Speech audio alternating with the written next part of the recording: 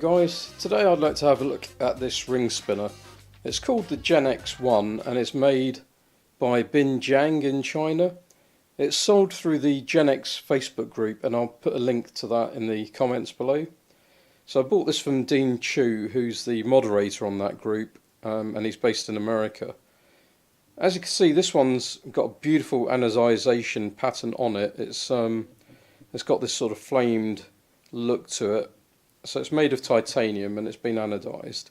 There's a few other versions available made in different materials. I think you can get brass, zirc, and a few other different anodization effects on the titanium itself as well.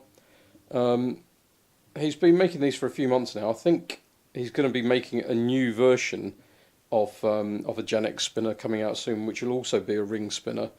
That one's going to be a different design and it's going to have a lot more pieces to it. Apparently it's going to have 16 pieces, so that's a bit of a first for you here today on the channel. Some inside information.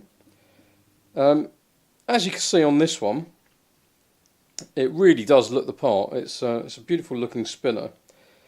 This one is one of the later versions, so these three screws here have got three little holes in them, and it comes with a tool, or you can buy the tool separately to take these screws out so you can change the bearings. The earlier versions of these had like hexagonal screw heads on them, but as I say, this is a later version.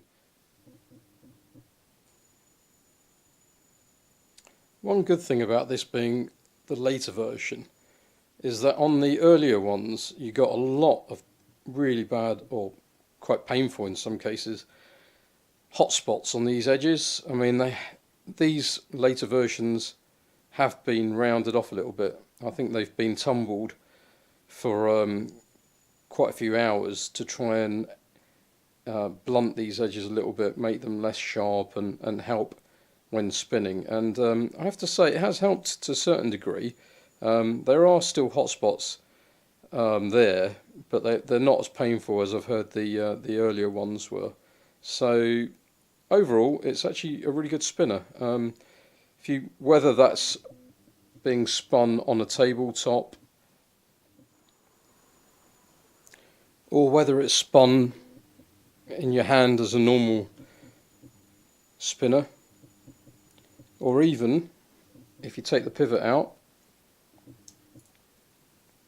when spun as a ring spinner.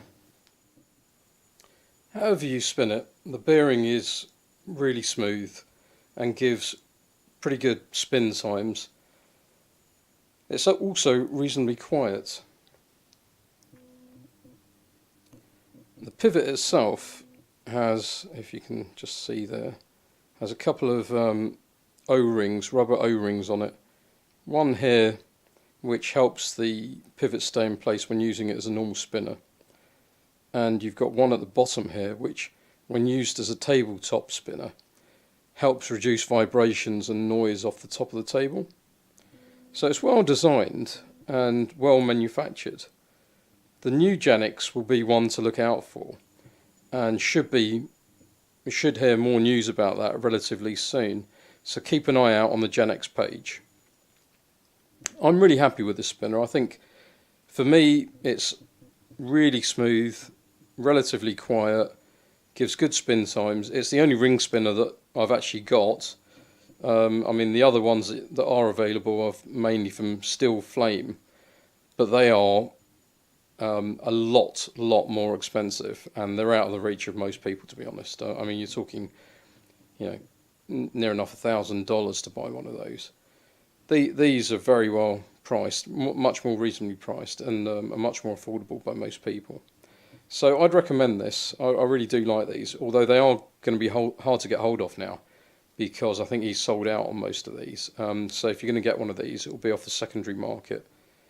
But do keep an eye out for the next version of the Genex spinner, because if it's anywhere as near as nice as these, then I'd highly recommend trying to get one. Right, that's it for today, guys. I'll be doing some more videos soon. I hope you've liked this one. If you have, please give it a big thumbs up. Please also consider subscribing. We've got quite a few members that have joined recently, and I'm thinking of doing a giveaway at 1,000 once we hit 1,000 subscribers. So keep an eye out for that as well. Till then, see you soon.